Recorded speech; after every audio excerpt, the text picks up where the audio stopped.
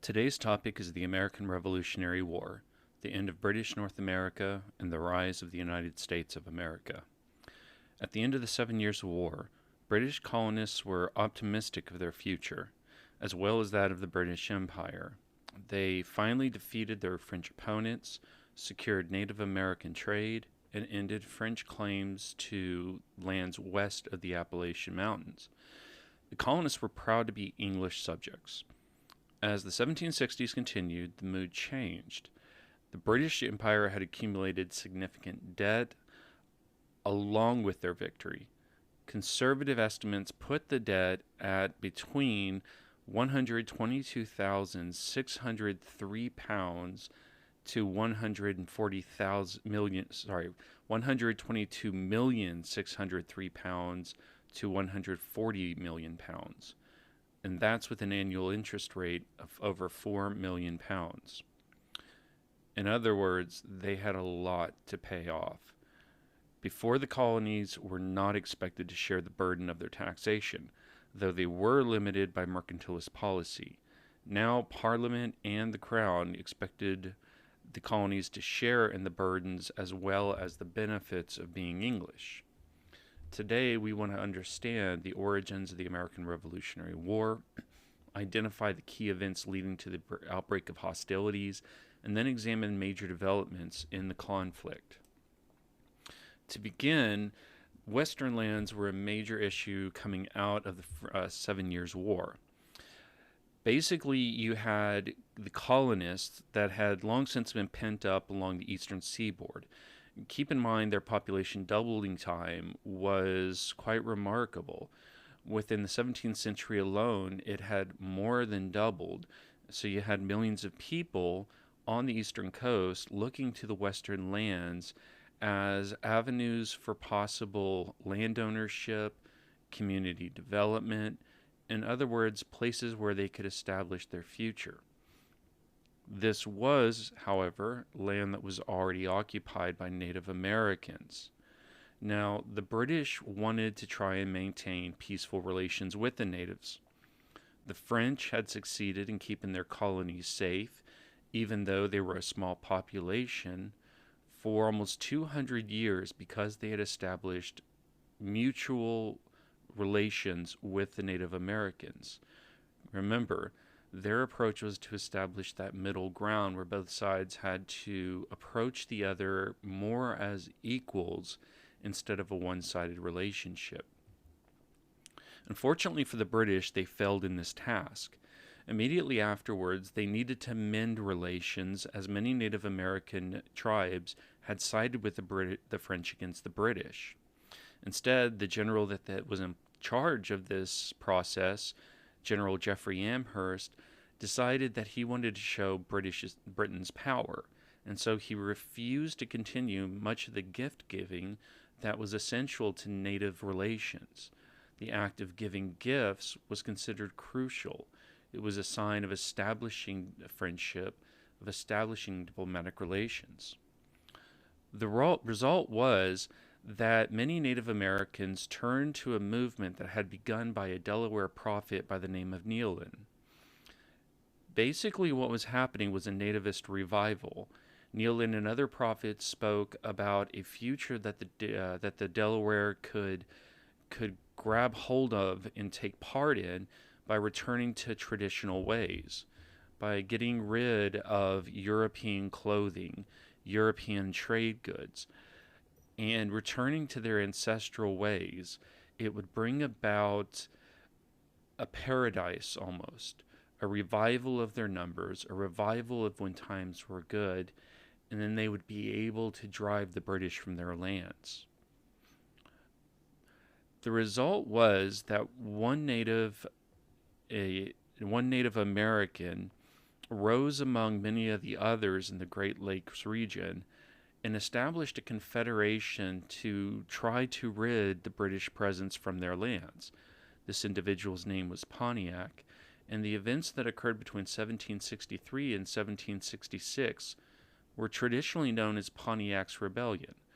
Of course, today, scholars recognize that the tribes living in this area were not British subjects, and that they were still independent peoples. And so instead, we tend to use the term Pontiac's War instead. During the 3 years of fighting, the British faced a crisis. Many of their forts around Lake Erie and Lake Michigan were seized, Detroit, such as Fort Detroit, and the British had a difficult time of reestablishing control in the area.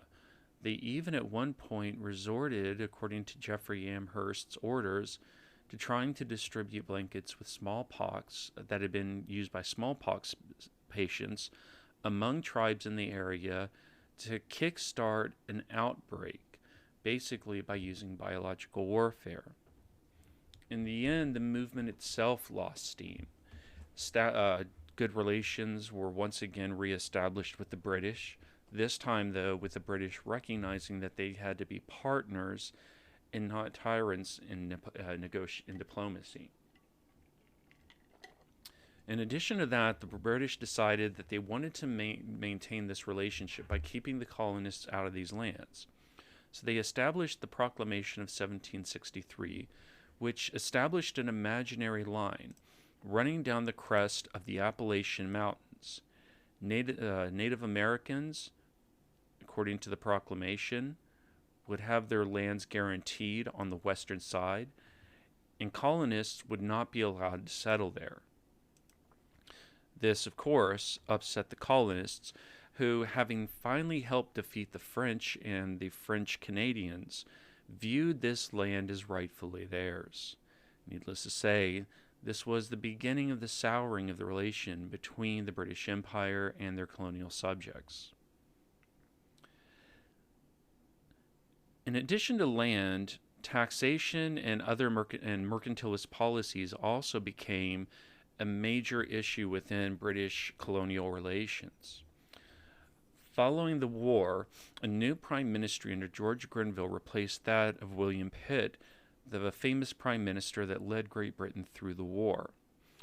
One thing that Grenville decided needed to be done was that it was time for the colonists to finally start contributing to the imperial costs of running the empire through direct taxation. Now, up until this time, the British had followed a policy that is called benign neglect when it came to political issues and revenue issues within the colonies. It had always been the purview of Parliament to tax the colonists and to actually legislate for them. This had long since been a part of their colonial charters. This had just simply been a feature of the British imperial system. Yet, because the colonists seemed to function well enough on their own, because the British Crown up to this point did not necessarily need the tax revenues coming from the colonies, the British Crown had never really exercised this prerogative. Now, according to Grenville, it was time to do exactly that. The first of the pieces of legislation that went beyond purely mercantilist was the Currency Act of 1764. This forbade colonial assemblies and officials from authorizing the printing of money. Basically, what they wanted to do was to make sure that British currency was being used, because British currency was something that Parliament alone had the right to regulate. After that, they passed the Sugar Act of September 28, 1764. The Sugar Act was kind of interesting. On the one hand, it tightened mercantilist policies in terms of trade between the Caribbean colonies of the French and the Spanish and the Dutch and the British colonies of North America. But at the same time, it also allowed more importation of sugar from these Caribbean regions to the colonies.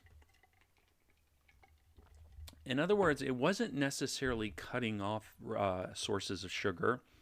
It was not interfering with the very lucrative enterprise of delivering wood or deer skins or meat or vegetables or other items to the Caribbean nations of Great Britain and other countries. Instead, what the Sugar Act really did is it gave colonial customs officials the ability to cut down on smuggling. One of the things that the colonists had discovered was very lucrative for them was the illegal importation of things such as molasses and rum from Caribbean colonies, the French, the Spanish, and the Dutch. Now, the British Crown was trying to clamp down on that, and the result would be the angering of a number of wealthy families that had been involved in this for decades. So it didn't necessarily cost most colonies anything. If anything, it upset the smugglers, and it just so happened to be that the smugglers tended to be the landowners. They tended to be members of the educated classes. In other words, they tended to be leaders in colonial politics. Now, the one act, though, so the Currency Act and the Sugar Act did cause anger, but the one act that caused outright outrage was the Stamp Act, passed in 1764. The Stamp Act was viewed as an easy way to collect money. Basically, any sort of document that had that was of legal value, that was a legal document, some educational documents, they had to be stamped by a colonial customs agent. This stamp, of course, needed to be paid for in advance. So basically, the stamp agent would collect the tax by having the colonists come to him. He did not actually have to go around and collect the revenue. Moreover, it was a very small amount. Basically, the Stamp Act amounted to 1 shilling per person, or 1/3 the value of a day's labor per year. Regardless of its small amount, protests ripped through colonial society, and Parliament was absolutely shocked at this outrage. What they had failed to recognize, though, was who they were taxing. They were taxing the owners of large plantations, large land holdings. And keep in mind, unlike Britain, where most people were still tenants on lands, in the colonies, many people were landowners themselves. In addition to that, a lot of colonists were engaged in business. And so the people that it was hitting were people that tended to have prominent positions within colonial society, as well as those small farmers. Now, more than that, one group of people that were particularly outraged were the tavern owners. Keep in mind, in order to have their business open, they relied on legal documents that allowed them to sell liquor on their premises. And at this time period, the tavern was everything. The tavern was a meeting place. It was a place where you debated. You would even have itinerant preachers come through town, stop in at the local tavern, and give a sermon to the patrons. So it's different than what a bar is today. Today we usually associate bars with, rowdy behavior and a kind of socially relaxed entertainment. Back then, it wasn't necessarily about the liquor as much as it was a place where you could gather and you could socialize, conduct business, debate, spend time with acquaintances. And at the heart of the tavern was the tavern owner. So if anybody had the perfect soapbox from which to vent his outrage, it was that individual himself. And tavern owners, along with lawyers, preachers, plantation owners, and businessmen, led the charge in stirring up the masses against the Stamp Act. The result was the quick organization of protest groups, especially groups known as the Sons of Liberty. These were individuals, oftentimes led by these prominent individuals, that would go out and harass stamp agents as well as governors. A good example of this was Governor Thomas Hutchinson of Massachusetts. In a famous mob violence action, his house was broken into, and he himself was looked for and possibly could have been publicly either beaten or hanged had the mobs gotten their hands on him. Even Benjamin Franklin was targeted. This printer at the time had connections to actually printing the stamps that were required for this tax. He himself was connected to the elites within society, some of whom supported this governor. And keep in mind, supporting a governor back then could carry you a long way in business. And so he himself was lucky because he was not home when the mob came to his house and ransacked it. In addition to mob action, colonial legislatures themselves expressed outrage. A good example of this is the Virginia Resolves that were issued by the Virginia legislature, led by young radicals such as Patrick Henry. In these resolves, what the Virginia legislature did is it claimed that the colonists possessed all rights of Englishmen, which included the right of no taxation without representation. They also argued that only the House of Burgesses could tax Virginians. And finally, in their 6th and 7th resolves, they stated that any revenue laws not passed by the House of Burgesses were null and void in the colonies, and to claim that another body had the right to tax Virginia was tantamount to treason. Now, the British gawked at this idea. They had long since argued that the colonists did have representation within Parliament, only it was called virtual representation. In England, universal suffrage had not been passed yet. In fact, in the House of Commons, the only body of Parliament that was actually voted for, members of Parliament didn't even represent all of the different areas in Great Britain directly. Some areas, some burghs, were actually not directly represented in Parliament. And so according to members of Parliament, the colonials were virtually represented just like every other English man and woman.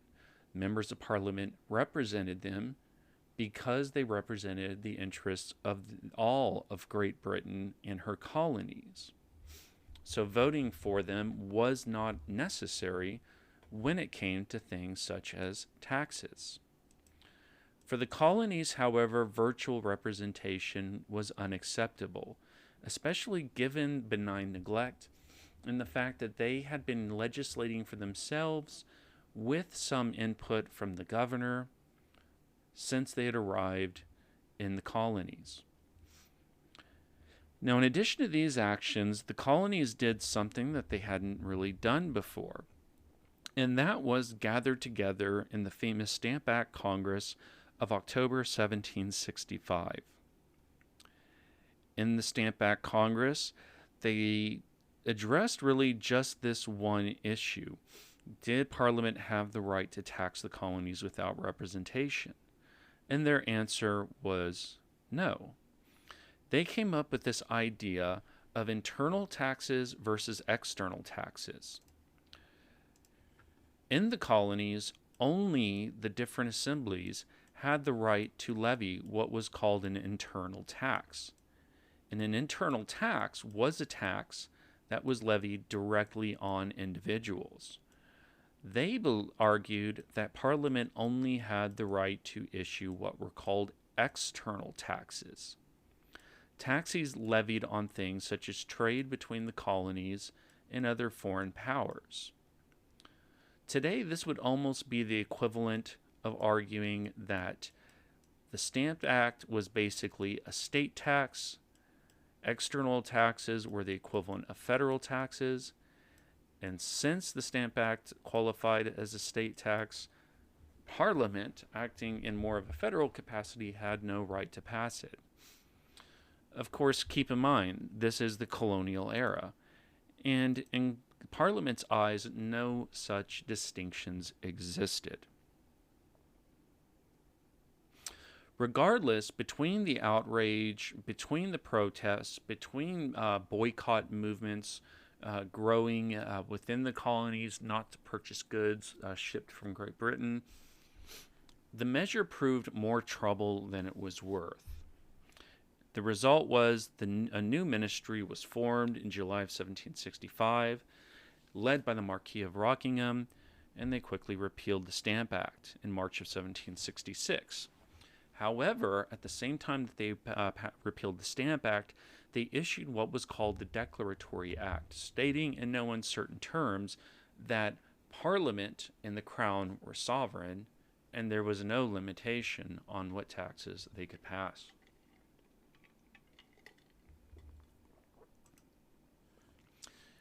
Now, it seemed as though tensions had ebbed away and that the issue was dealt with. However, in 1767, they appeared again with a vengeance. A new prime minister had emerged, and this was Charles Townshend. He decided that he had found a way to get around the arguments that the colonists were making.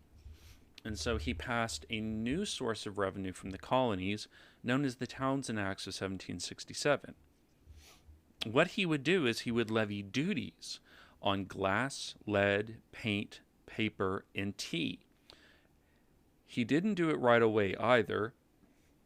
He gave the colonies a moment to adjust to the oncoming revenue or taxes by stating that they would go into effect on November 24th.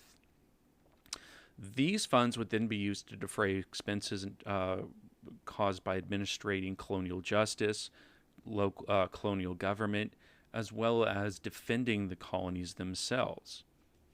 In order to assist in raising the revenue, he also created an American Board of Commissioners of the Customs, and this board had the right to enforce navigation acts and revenue laws. One way that they would do this was by trying colonies in courts that were less favorable to them. Basically, what colonists tended to do was any time a smuggler was caught and brought before the British Court of Justice, is that the colonial juries would usually nullify the law by refusing to render a guilty verdict. This was one step in making sure that the colonists couldn't do that.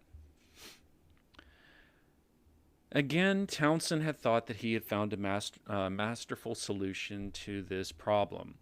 He was doing exactly what the colonists said he had a right to do by levying an external tax, as all of these were things that the colonists had to buy, usually by importing them from Great Britain or from other colonies. The response was immediate. In addition to once again seeing protests lining the streets, revenue officials running for their lives, hoping not to be tarred and feathered, governors' mansions being targeted by mob violence, the colonists linked together in a non-importation agreement. They actually this time took it a step further than the general boycott that rose at the popular level with the Stamp Act. This time, the colonies actually created committees of inspection to enforce the non-importation agreement. Although they weren't legally recognized entities, these committees wielded great power in their community, usually using coercion, threats, blacklists, and other methods to enforce compliance. Arguably, one of the most important allies to the non-importation movement were colonial women. Colonial women bore the brunt of making up for items that could not usually be imported. Many of these items that were on the Townshend duties list were items that women needed in order to make sure that the house ran. And so women oftentimes resulted during, not only in making up for these items, but also in making up for the items that they could no longer purchase. Items such as textiles, items that were everyday such as medicines or herbs or candles, things that they were importing from Britain before. They made up for them by actually making these items at home. So without the local labor of women and their ability to make everyday household items from their knowledge, the non-importation agreement would have been null and void. Now, all of this came to a head in March 5th of 1770 with the Boston Massacre. Now, tradition has it that the colonists were out peacefully protesting, and that a group of British soldiers decided to just use indiscriminate violence against them. The reality that was, though, that this moment, this kind of climax in tensions, had been boiling to a head for a while now. So, for example, the British soldiers in Boston were garrisoned in a hotbed of colonial radicalism. On October of 1769, a mob had already attacked British troops. In addition to that, the common British soldier was not paid very much money for enlisting in the military. So usually British soldiers had to supplement their meager wages by going out and finding work. On March 2nd of 1770, a soldier seeking employment was insulted by a local rope maker. When he applied for a job, he was insulted and basically told to clean out the slop bucket at the rope maker's house. That day and the next was marked with street riots and brawls against British agents and soldiers. And by March 5th, the town was primed. That night, British soldiers struck a young man who had been insulting them, as their anger had boiled to a fever pitch. Quickly, news spread around town, and a crowd gathered outside of the customs house where a Private Hugh White was standing guard. The crowd jeered him, and Private White responded with threats. Seeing the crowd grow from the street, Captain Thomas Preston gathered a group of 7 soldiers to go to the Private White's aid. They pushed through the crowd and formed a line, and Preston ordered his men to load their muskets, but instead of retreating, they held their ground near the customs house. Now, the crowd grew in size, it grew increasingly violent, and then they started throwing icicles, snowballs, and other objects at the soldiers. And some of the snowballs, what they did is they actually packed snow around balls of ice or stones. It's not clear why, but one of the soldiers, a Private Hugh Montgomery, discharged his rifle at the crowd. At that time, hearing the gunshot, the other soldiers unleashed their weapons as well. The barrage ultimately took the lives of 5 men, wounded 6 more, and among the wounded was an African-American sailor, a man by the name of Crispus Attucks, who became one of the earliest casualties in the conflict for colonial independence. Now, immediately afterward, the more troops had to be dispatched to Boston in order to return the city to peace and quiet. The troops themselves ended up standing trial for the Boston Massacre, and they were defended by none other than up-and-coming lawyer John Adams. During the course of the trial, John Adams had actually proved that there was no intent of malice on their behalf, that they were doing their jobs, and he essentially got them acquitted.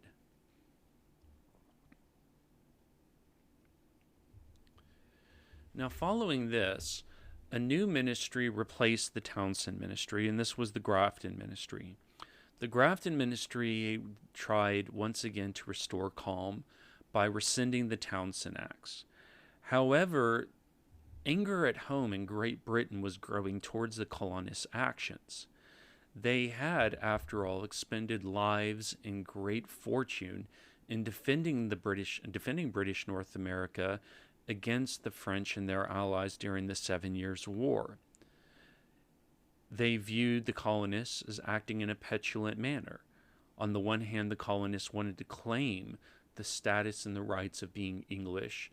They wanted protection under the crown, but according to the common British man and woman, they didn't want to pay or carry any responsibility for these gifts. In the end, the Grafton ministry fell to a new ministry that had been organized by his Chancellor of the Exchequer, Lord North.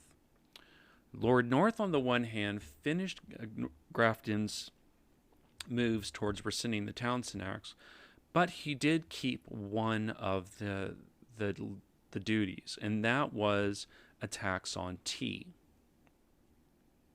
From this point on, tea essentially became the symbol of parliamentary sovereignty.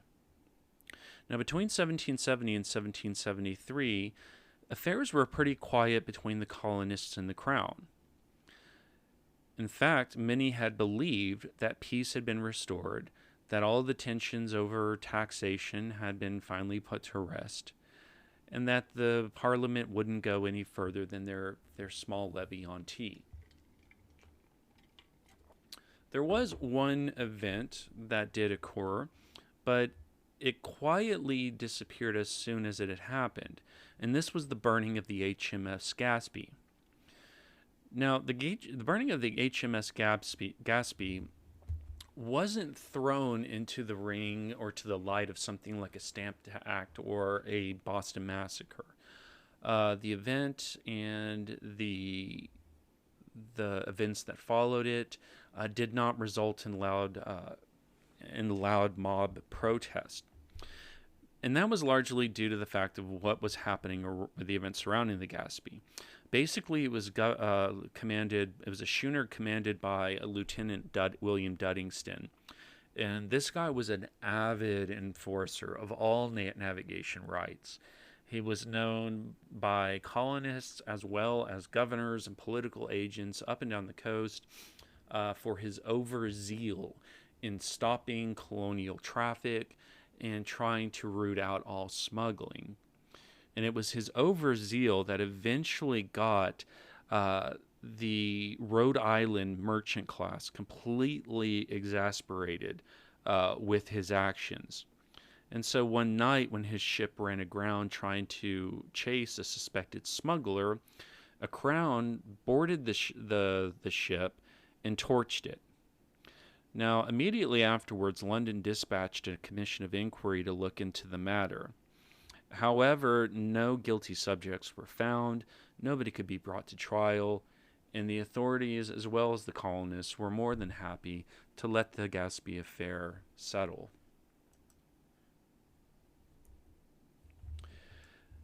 Now, while they thought that the Gaspee affair was just a slight hiccup, time would prove otherwise. This time around, the events leading once again to colonial outrage, to parliamentary reaction, and eventually to the severing of relations between the colonies and the Crown occurred over tea and the British East India Company.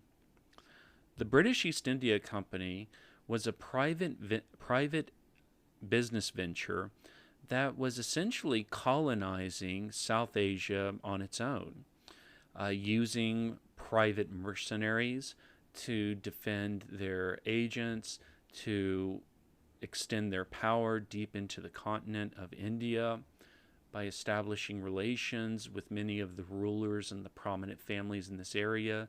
The British East India Company claimed a lot of influence in the subcontinent.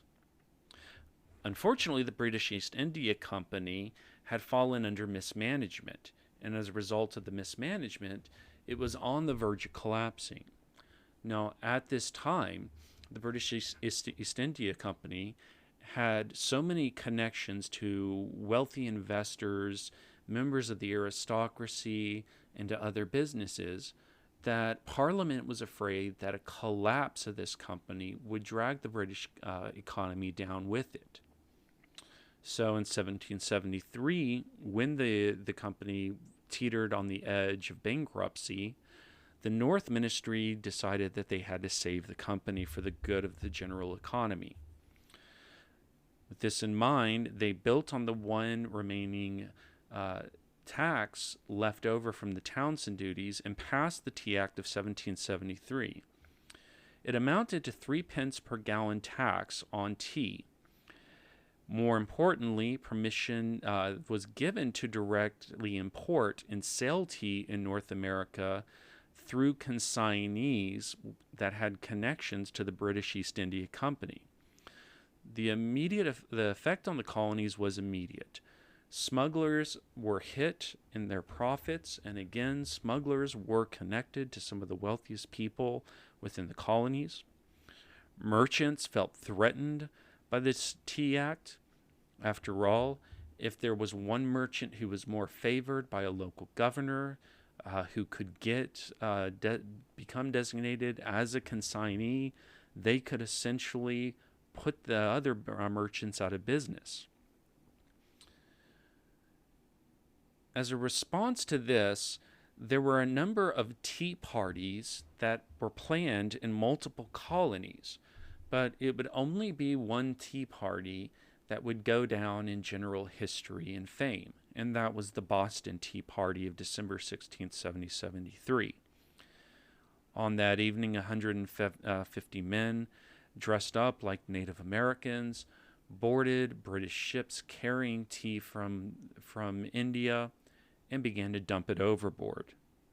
It was at this point that Parliament decided that they had to respond. They had to respond quickly and put down any lingering doubt as to who had sovereignty in relations with the crown. The result was the Coercive Acts, known by the colonists as the Intolerable Acts of 1774. These acts included the Boston Port Act, the Administration of Justice Act, the Massachusetts Government Act, the Quartering Act, and the Quebec Act. Basically, what they did is they locked down Massachusetts and they suspended its civil government until all costs of the tea had been repaid to the British East India Company. In addition to that, the Administration of Justice Act removed naval and admiralty courts from the 13 colonies to Nova Scotia.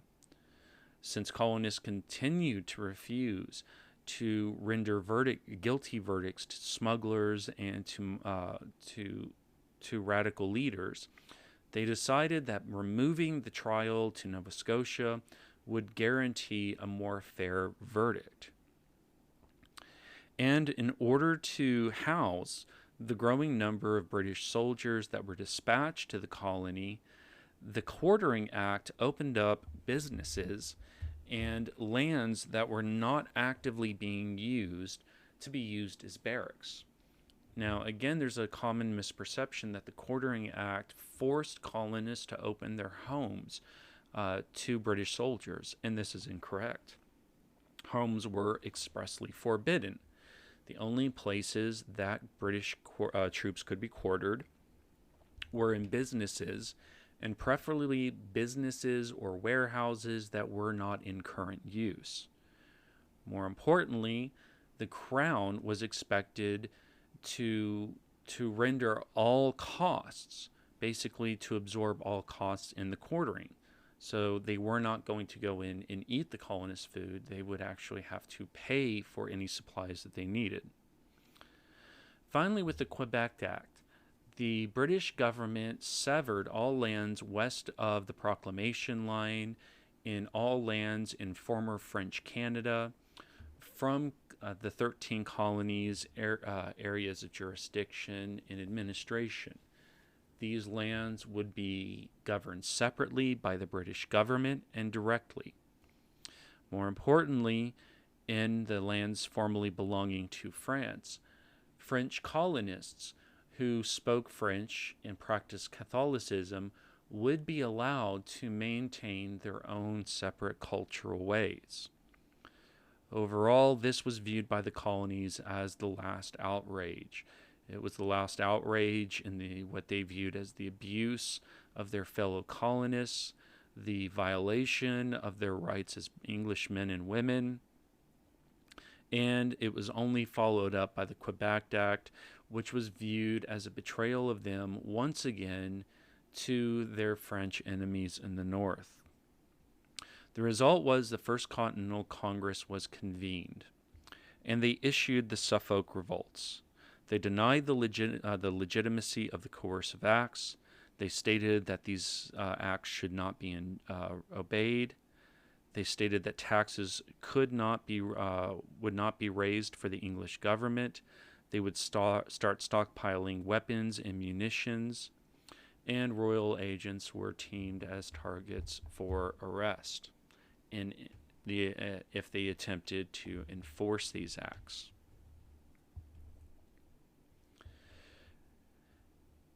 At this point, it became one reaction to another, each side escalating the conflict as opposed to de-escalating, even though at times both sides viewed its actions as trying to resolve their differences, trying to extend an olive branch, and trying to save the connection between the colonies and the British.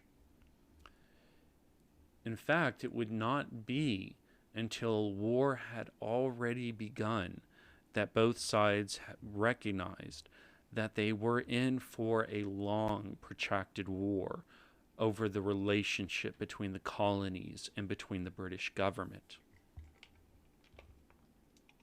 The first incident that directly resulted in firing between the colonies and the Crown was, of course, the events surrounding Lexington and Concord. In April of 1775, British troops had been dispatched to Concord, where members of the radical factions of Boston society were believed to be hiding out. And in the search for these radicals, the troops were told that they were to seize any weapons and any caches of ammunition that they came across. As they marched on Concord, however, troops led by Major Pitcairn encountered 70 Lexington militiamen led by Captain John Parker on the Lexington Green.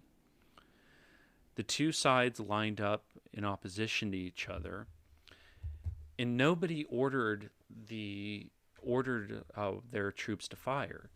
However, a shot did ring out, and this resulted in firing between the British troops and the colonial militia. To this day, historians have scoured the records that were left behind. They scoured the eyewitness accounts, and nobody can agree where the shot rang out, as both British troops and colonial militiamen equally recounted hearing the shot, but not from their lines. Nonetheless, the firing basically stirred up a hornet's nest. Major Pitcairn and his troops only managed to make it back to Boston after General Thomas Gates dispatched troops to rescue them. On their march, they were harried by colonists that seemed to come out of the woodwork, taking pot shots at the British troops from behind trees and from behind cover, resulting in British casualties. After this came the famous Battle of Bunker Hill in June 1775. General Thomas Gage decided that he was going to focus on Boston. After all, cut off the head and you kill the body of the snake. In the famous Battle of Bunker Hill, or more accurately Breed's Hill in June of 1775, undisciplined, barely organized American or colonial militiamen stood up against some of the best well-trained units that the British had to offer. In the end, they succeeded in killing 226 British soldiers and wounding 828 others, to only 140 colonial killed and 271 wounded. In essence, the British did seize Bunker Hill, but it was a Pyrrhic victory, as it came at a cost too high to the British.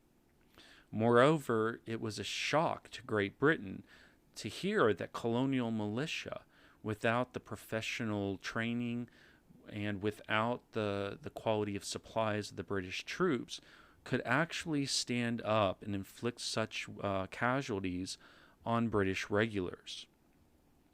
In addition to that, it steeled colonial nerves.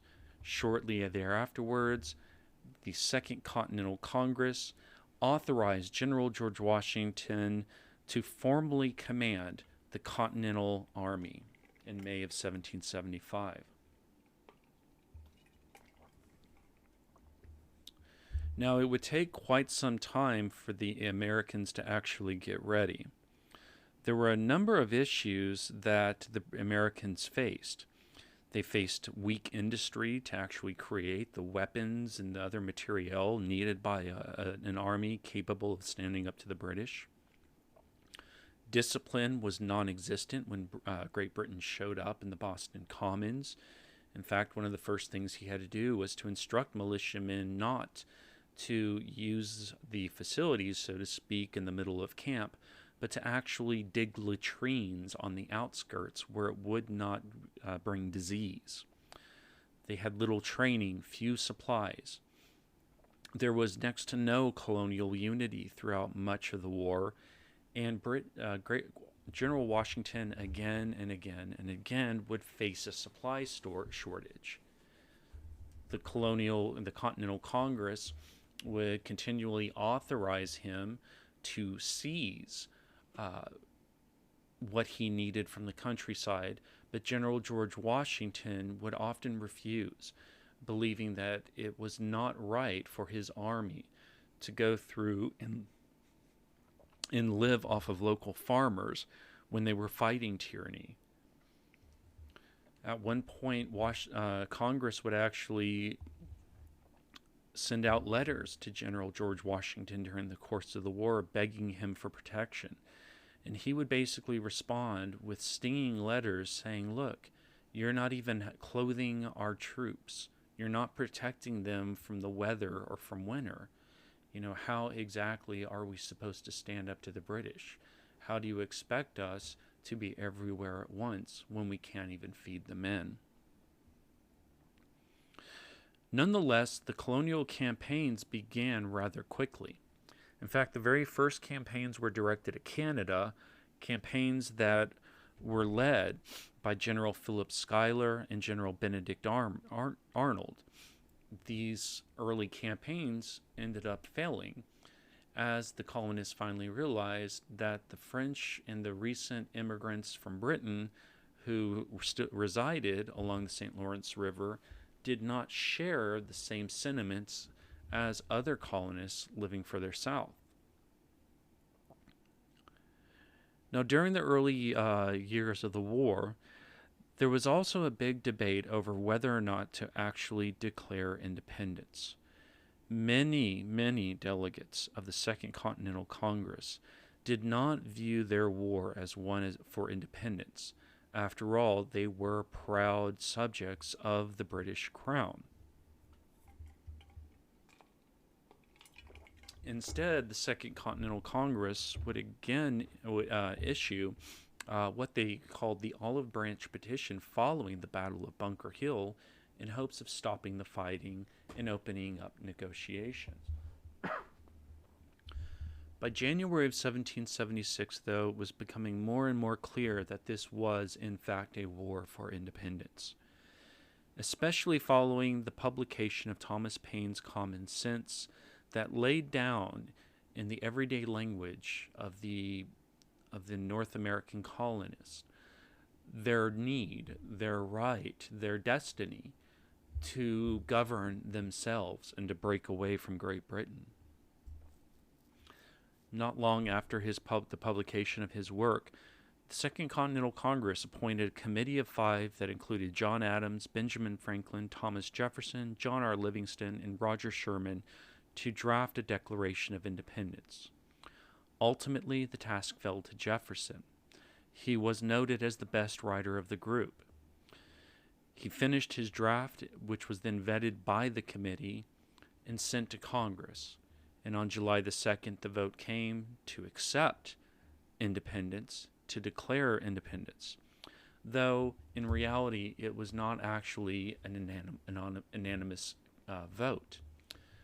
Congress needed it to be unanimous, so those delegates that did not want to support the motion agreed to ultimately simply not vote, to basically abstain during the voting process. So while it was officially adopted on July the 2nd, the final signing of it was done on July 4th, and since then it has been a national holiday.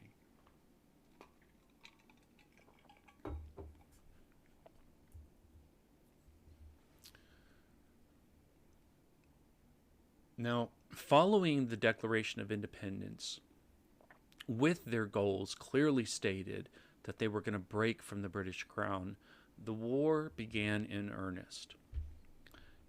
Up to this time, much of the fighting had centered around Boston. However, Washington realized that the British essentially occupied Boston and that it was their headquarters. There was no way for him to effectively challenge the British there, especially when they were surrounded by their massive fleets. Washington then decided that he was going to focus on New York City, an area with extensive harbors and a large population. However, it was the geography of New York that ultimately proved his undoing. Keep in mind, Manhattan juts out with the Hudson River cutting through it, and it is separated from Long Island. In order to effectively operate in this area, one of the things that an army needs are boats in order to jump from one strip of land to the other. This was something that that Washington did not have, but that the British had in abundance. After the Battle of Long Island, Washington began his retreat, trying to stay in front of the British and not be drawn into a conflict that he knew he could not win. In other words, he was biding his time. And that moment came at the battles of Trenton and Princeton in December and January of 1776. Knowing that his enemies would be camping for the night, that Christmas night, and that they would not be expecting a nighttime conflict or even a conflict during winter, as winter was not the campaign season, Washington dared to cross the Delaware River with his men and attack a group of Hessians. Hessians, by the way, were German mercenaries that the British had hired. But to attack Hessians encamped at Trenton, which proved successful. After rolling up the Hessians, he moved on to Princeton, where he defeated another British unit. And then afterwards, he retreated, having seized much of their money. Now, at this time, the general in charge that had replaced Gates was General Thomas Howe. Howe managed to rally his men and to devise a new strategy for trying to conquer the colonists.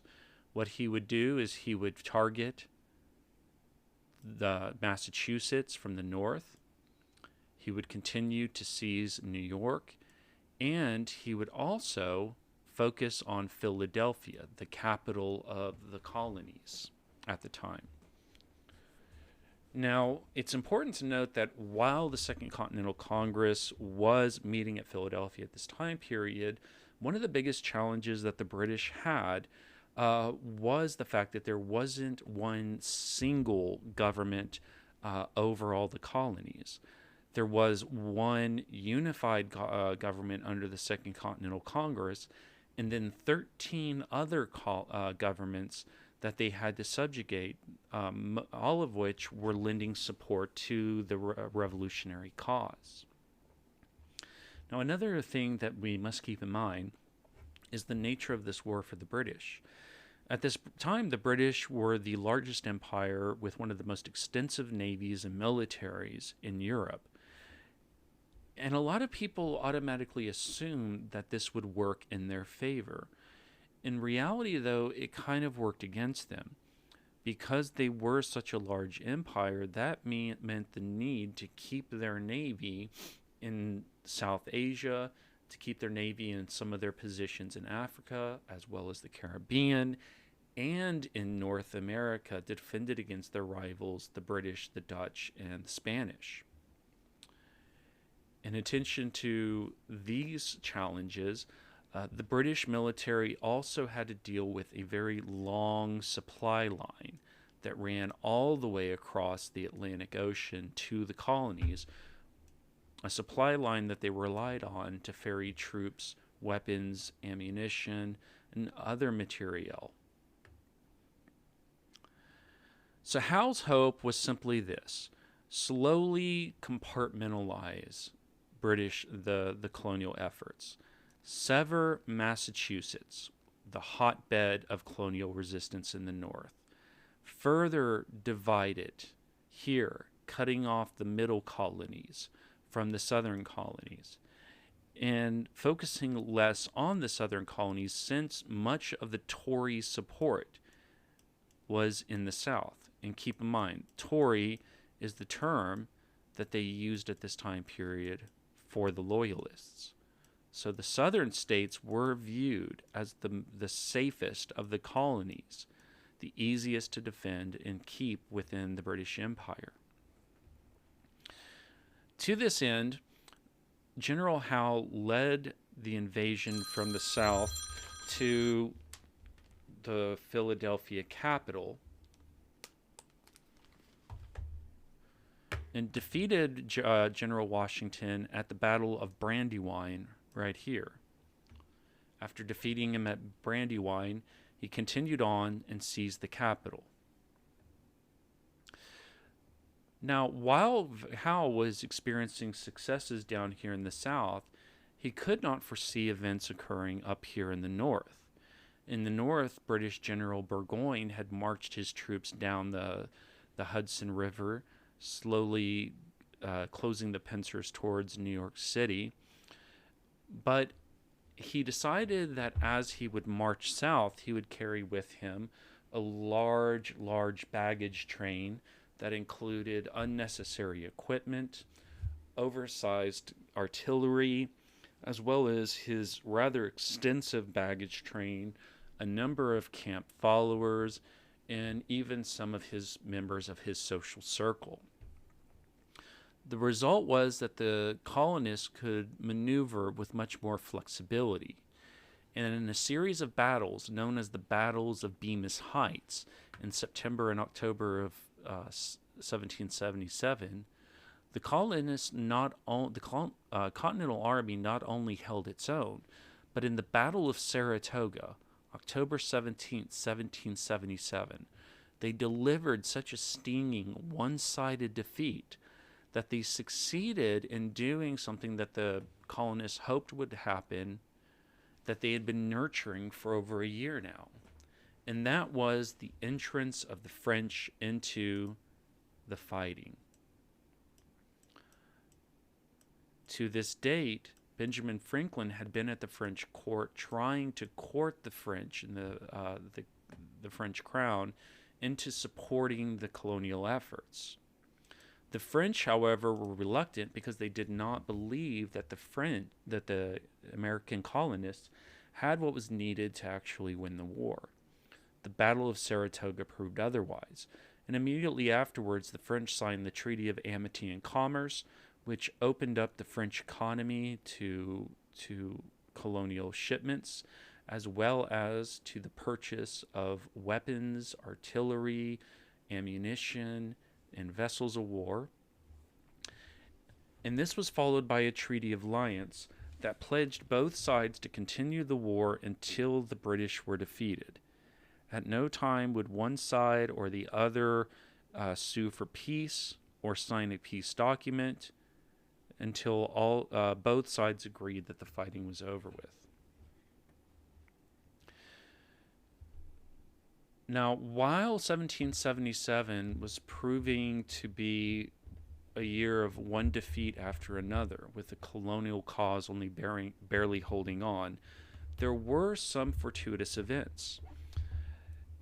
In the winter of 1777 to 1778, the American Continental Army held up at a place known as Valley Forge. It was a very bitter winter, one in which they were short on supplies,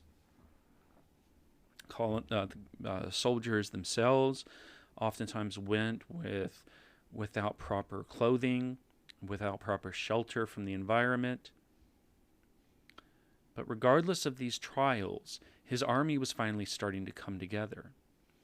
One of the things that the Washington benefited from was that there was no end of professional soldiers in Europe willing to risk their lives on furthering their reputation and their careers by coming and joining his cause. Among the Europeans to arrive at his camp was a young French aristocrat, arguably one of the most wealthy individuals in the French Empire, a man by the name of the Marquis de Lafayette. This very young nobleman would later prove to be a very capable field officer and one of George Washington's closest confidants. Marquis de Lafayette would conclude the war as one of the most beloved of the soldiers from the struggle. And there would be a time of great mourning following his death towards the end of the French Revolution. In addition to characters such as the Marquis de Lafayette, another figure appeared, a man by the name of Friedrich William Augustus, who styled himself the Baron von Steuben. Now, Steuben claimed that he was a high-ranking member in the King of Prussia's army. To date, there's still quite a bit of skepticism about his former career in European militaries. But one thing was undoubted, and that was that Baron von Steuben brought with him the knowledge that was needed by the Continental Army at this time, and that was European training tactics. Baron von Steuben knew how to quickly train soldiers. You did not try to train them all at once. Instead, what he did is he focused on the officers first. The officers then each branched out and trained their non-coms, their subordinates, who then in turn would train the men.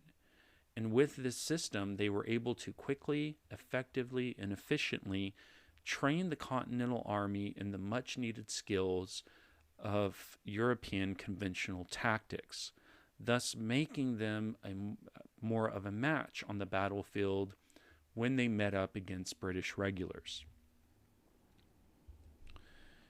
Now, the only major battle that occurred after this was in 1778 at the Battle of Monmouth. The Battle of Monmouth, George Washington turned over battlefield control to his younger generals, individuals such as the Marquis de Lafayette. Although it was not a victory for these younger officers, it was an invaluable learning experience for them. And so this was one thing that made George Washington such a capable officer. His ability to recognize talents in his subordinates, to hopefully nurture those talents, and then to trust them to get the job done and not to micromanage. Now, up to 1777, 1778, General Howe had been in charge of the military efforts, and many believed that his three-pronged approach at conquering the North would succeed. The Treaty of Amity and Commerce and the Treaty of Alliance, however, forced the British to recognize that now the war had taken on a new nature. Now it was both European as well as colonial.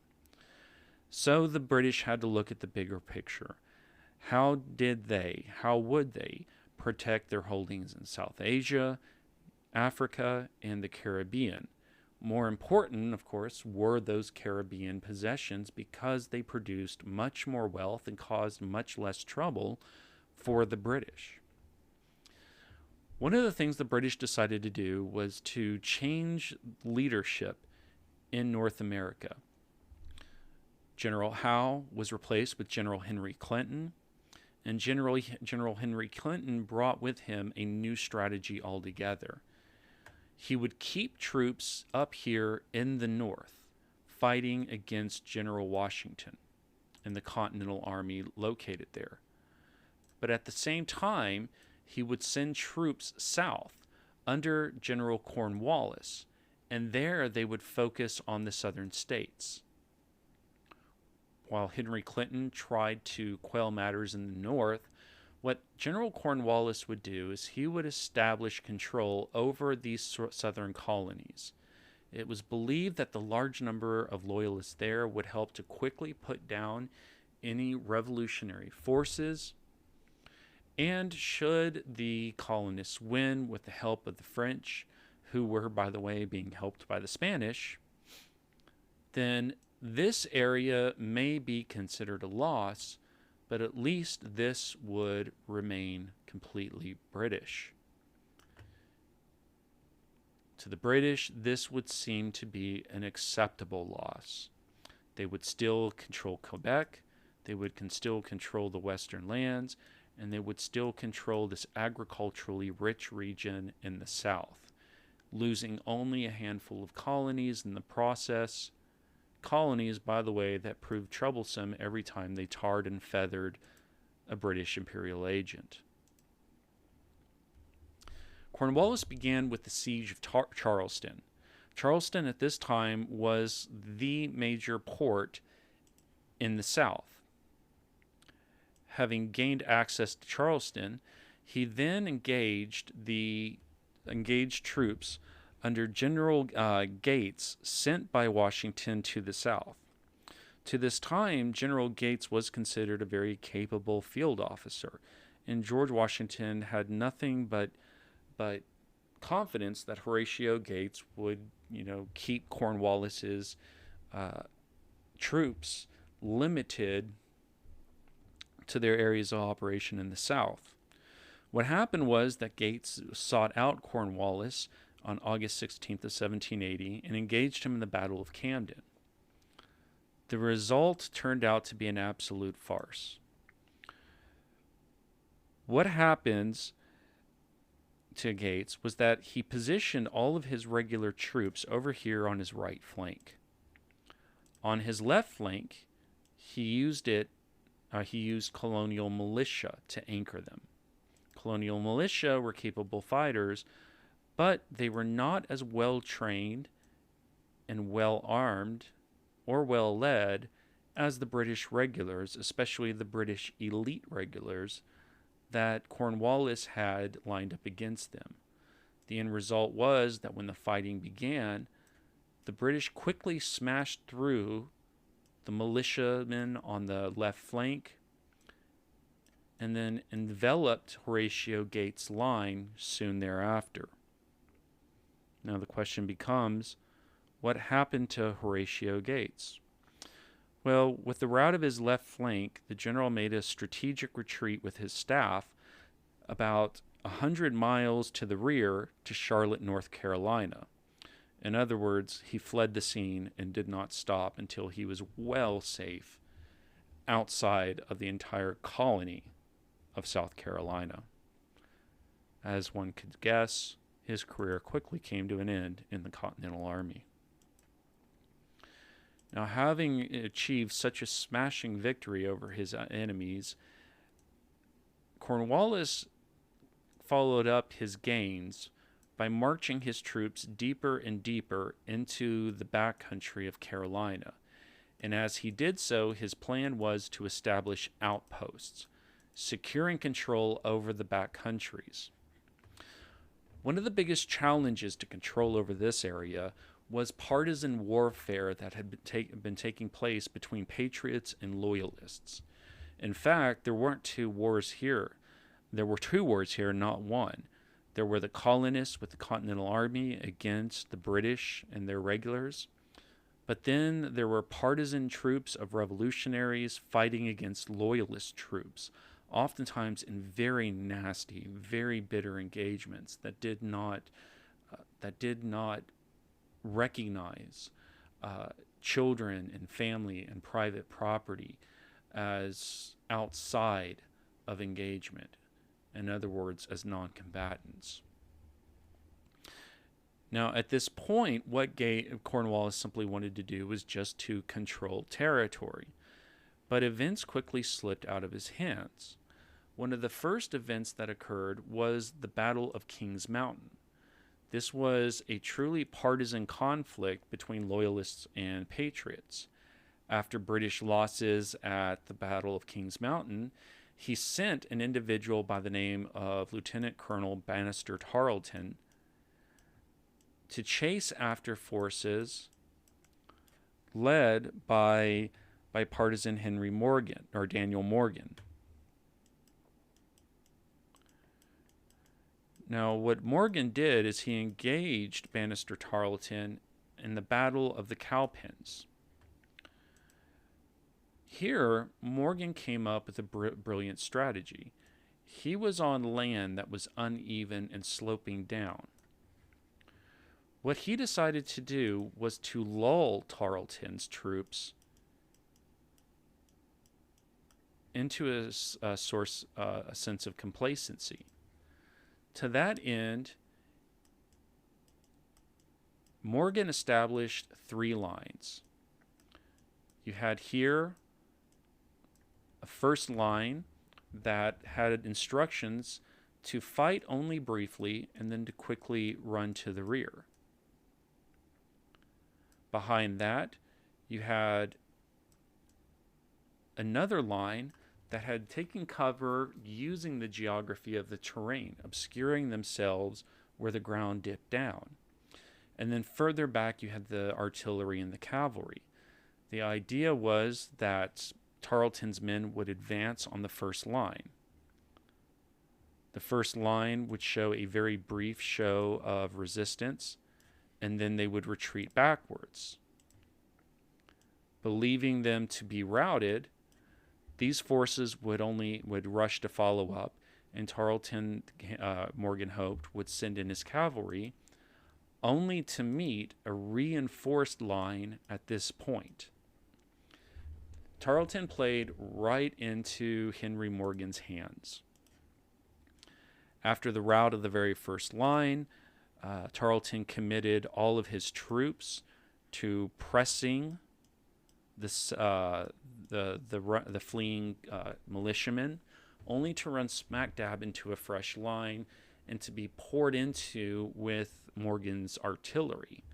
Afterwards, Morgan's artillery, led by Virginian Light Horse Harry Lee, did a flanking maneuver, slamming into British Tarleton's infantry as well as his cavalry, and it turned into an absolute rout.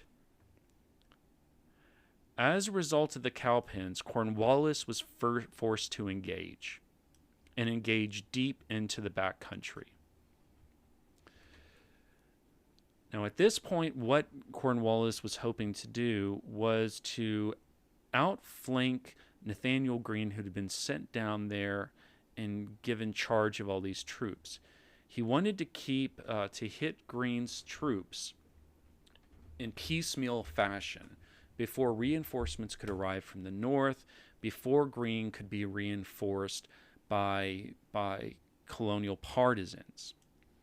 Now, the end result was that Greene stayed just ahead of Cornwallis's men, and Cornwallis actually engaged in what he called Tartar tactics. He ordered all of his men to burn any unnecessary equipment, anything that would tie them down, in order to make his troops faster, to catch up with Nathaniel Greene. The only thing he ended up doing, though, was cutting his supplies short. Greene did stay ahead of him, and eventually, after Greene reached the Dan River first, Cornwallis was forced to retreat back to Guilford Courthouse.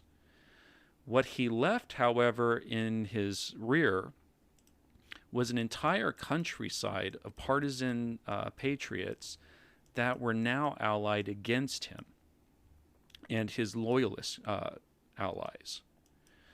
Surrounded at the Battle of Guilford Courthouse, Cornwallis and his men fought bitterly. Against him, Nathaniel Greene actually adopted the same tactics that Daniel Morgan had used at the Cowpen to great effectiveness. In the midst of the threat of his lines being routed, Cornwallis at one point was actually ordered his artillery to fire into the masses of colonial and British troops, killing and wounding both sides alike. The gambit, however, did work. He kept his lines from completely collapsing, and from that point was able to begin his attempts to retreat strategically and connect with troops he hoped that Henry Clinton would send from the north. Washington, however, working up here in the north, kept Henry Clinton's men bogged down enough to prevent them from sending reinforcements to Cornwallis. Cornwallis, without any direct orders from the north, decided to continue his retreat up into Virginia. It was at this point, though, that Cornwallis made the fatal mistake. He retreated down a peninsula, down a little neck of land, to the port town of Yorktown. Nathanael Greene continued to follow up behind him, hoping to keep eyes on the general and to wait for a moment to strike at him. When he saw him retreating towards Yorktown, this moment Nathanael Greene realized was the moment. He contacted Washington, who quickly dispatched the Marquis de Lafayette as well as some other vanguard forces, and they bottled Cornwallis up in Yorktown. Now, things were still looking hopeful for Cornwallis. The British at this point had a large fleet still stationed up here outside of New York and Boston, Massachusetts, and they were hoping for this fleet to quickly arrive here and to resupply their troops, reinforce them, or at the very least to withdraw them so that they could fight elsewhere. To this point, the French had dispatched some troops, some limited numbers of officers, but not nearly as many as the colonies had hoped for. But it was at this moment that the French came through. Admiral d'Estaing appeared, bottled the British up into Yorktown harbor. He dispatched ground troops to connect up with General George Washington's troops. And facing an imposing number of colonial as well as French troops to his on land, as well as the French Navy to his rear, Cornwallis eventually was forced to surrender. Of course, the shame was too much for Cornwallis to bear. After signing the agreement to surrender, Cornwallis pled illness and did not even appear to hand over his sword in the time-honored fashion of a defeated military leader. Instead, he sent Brigadier General Charles O'Hara out to offer General Rochambeau, leader of the French land forces, his sword. Rochambeau, of course, relishing the moment, directed O'Hara to Washington, where Cornwallis's sword was eventually given. It was at this moment that the war was effectively over in the colonies, facing the British and the French abroad, as well as colonial victory after victory in the colonies. Back in Europe, the delegates from the colonies were met by the British representatives of the British Crown, and they began the process of hammering out the Treaty of Paris, which was signed in 1783. Treaty of Paris got everything that the colonists wanted and more: their independence, access to all that territory west of the Appalachian Mountains, the right to navigate the Mississippi, the right to fisheries around Nova Scotia. British troops, however, were expected to withdraw from the U.S. soil, and they were not allowed to take any slaves or American property. All prisoners of war were to be returned. In exchange, Congress agreed to provide restitution to loyalists and not persecute loyalists remaining in America, and to honor debts with British citizens. However, this is not to say that both sides would completely agree. Britain never really did recognize American independence. And as Americans would later find out on the high seas, would continue to impress sailors in the U.S. Navy into British service.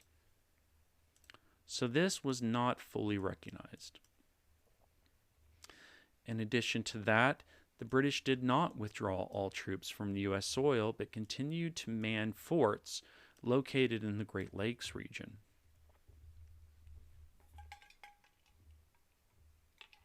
While the British did not seize any more American slaves or property, they did take many former slaves that had fought for the British, as well as loyalists with them, to Nova Scotia and other places in Canada, and resettled them there.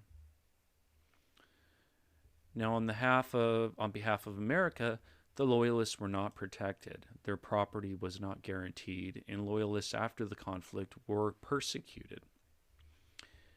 And without an effective government capable of raising taxes, they were unable to honor their debts to British citizens.